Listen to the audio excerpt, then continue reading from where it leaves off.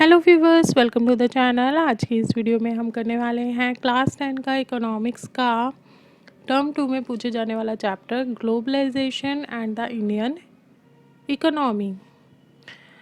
Viewers, इस video के अंदर हम जितने भी क्वेश्चन आंसर्स डिस्कस करने वाले हैं सभी बहुत इंपॉर्टेंट हैं और टर्म 2 में पूछे जाने के पूरे चांसेस हैं, तो अंत तक इस वीडियो को ज़रूर देखिएगा और एग्ज़ाम से पहले ज़रूर इन क्वेश्चंस को पढ़ लीजिएगा। तो चलिए शुरू करते हैं।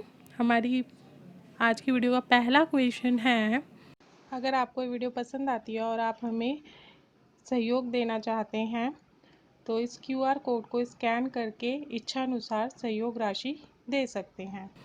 How is foreign investment is different from investment? Answer is the money that is used to set up industries or buy assets or merge with companies based on foreign land is called as foreign investment. Clear?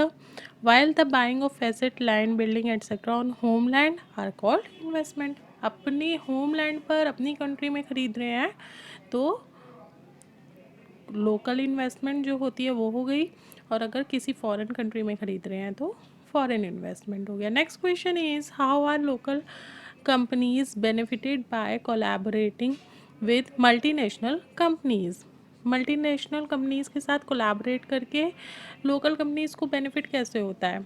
Answer is local companies that additional get additional investment for buying machine or for faster production.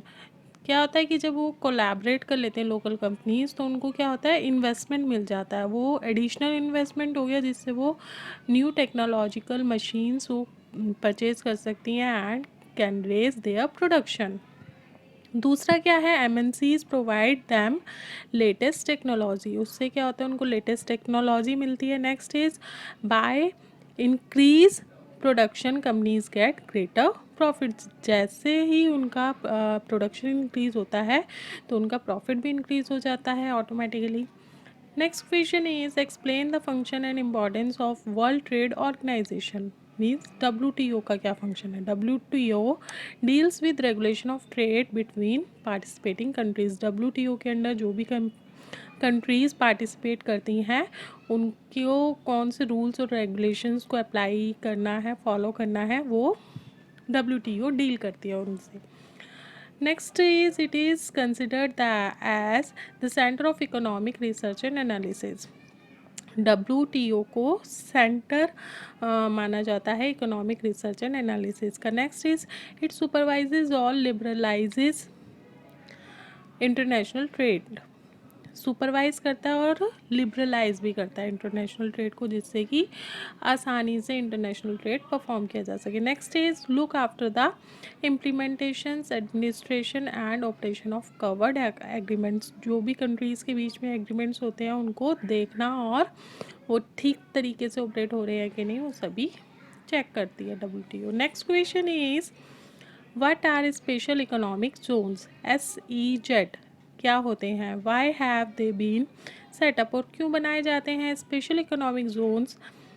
Specially special economic zones where world class facilities like water, electricity, road and transport, means of recreation, education etc are available। ये सभी जो basic requirements है ये high class available होते हैं, मतलब काफ़ी अच्छी जो है फैसिलिटीज़ वहाँ पर अवेलेबल होती हैं ताकि जो फॉरेन कंट्रीज़ हैं वो आसानी से वहाँ पर आ सके, अट्रैक्ट हो सके कि भाई ये सारी फैसिलिटीज़ यहाँ पर अवेलेबल हैं। और वो कह रहे हैं why have been this set up, क्यों की जाती हैं? To promote foreign companies to invest in India on some terms. India कुछ टर्म्स अप्लाई करती है, बाकी उनको फॉरेन कंपनीज़ को अट्रैक्ट करने के लिए स्पेशल इकोनॉमिक जोन्स बनाए जाते हैं ताकि वो आएँ और उस एरिया में इन्वेस्ट करें। Next question is how are markets been transformed in recent years? पिछले कुछ सालों में मार्केट किस तरह से ट्रांसफॉर्म हो गई हैं? Answer is globalisation causes many changes in Indian market. Like first is wide range of choice of goods and services are available. बहुत सारे गुड्स और बहुत सारे तरीके की सर्विसेज अवेलेबल हो गई हैं। Better quality products are available at low cost. कम प्राइस पर अच्छी क्वालिटी के प्रोडक्ट मिलने लगे क्योंकि कंपटीशन हो गया, तो अपने प्रोडक्ट को सेल करने के लिए प्राइजेस डाउन करने पड़े और क्वालिटी इंप्रूव करनी पड़ी कंपनीज़ को। Next is latest product are also available at affordable price. नए नए प्रोडक्ट्स आ रहे हैं मार्केट में और नए नए प्रोडक्ट्स इजीली अवेलेबल हो जाते हैं मार्केट में, क्योंकि जो नई कंपनीज हैं नए प्रोडक्ट्स जब लाती है मार्केट में लॉन्च करती हैं तो ज़्यादा डिस्ट्रीब्यूट करते हैं ताकि लोग इजीली एक्सेसिबल हो सके, लोगों को आसानी से मिल सके। Next question is technology has stimulated the globalization process. Technology ने ग्लोबलाइजेशन को स्टिमुलेट कर दिया है, बढ़ा दिया है। Answer is development in technology has been playing a key role in encouraging the globalization process. Key role play किया है। Transport facilities are improved which made delivery faster across the long distance. किस तरह से कि transport facilities improve हो गई हैं और जिसकी वजह से डिलीवरी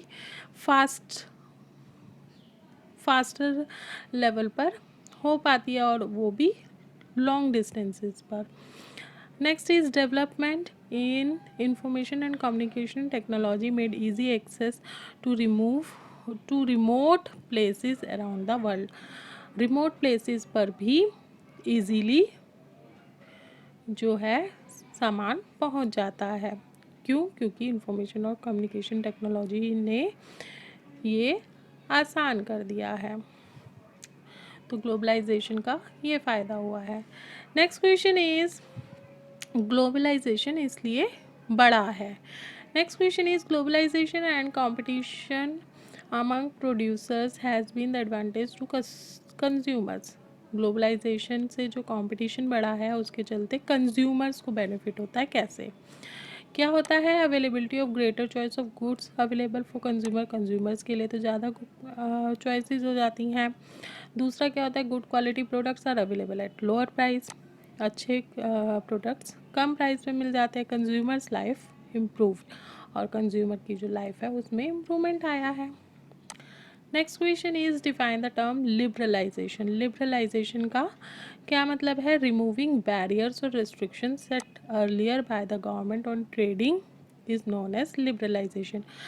मीन्स क्या है कि जब एक्सपोर्ट और इम्पोर्ट होता है तो जो कंट्रीज़ हैं एक्सपोर्ट और इम्पोर्ट पर कुछ कस्टम ड्यूटीज़ लगा देती है, टैक्स लगा देती हैं। और लिबरलाइजेशन करने का क्या मतलब है कि वो टैक्स बैरियर को हटाना, रिमूव कर देना ट्रेडिंग पे, उसको बोलते हैं liberalization. Next question is why had the Indian government put barriers to foreign trade and foreign investment after independence. Independence के बाद इंडियन गवर्नमेंट ने बैरियर्स क्यों लगाए फॉरेन ट्रेड पर? क्यों लगाए?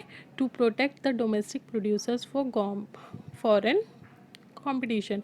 अब फॉरेन प्रोडक्ट्स आते थे इंडिया के अंदर तो लोग उससे अट्रैक्ट होते थे, तो कंपटीशन बढ़ जाता था और इंडियन के जो डोमेस्टिक प्रोड्यूसर्स थे, वर्कर्स थे, उनका जो मार्केट था वो डाउन हो रहा था। तो उनको प्रोटेक्ट करने के लिए गवर्नमेंट ने क्या किया कि हैवी ड्यूटीज़ लगा दी, ट्रेड बैरियर्स लगा दिए, जिससे जो लोकल वर्कर्स हैं, डोमेस्टिक वर्कर्स हैं, उनको काम मिल सके और उनका जो मार्केट है वो इम्प्रूव हो सके।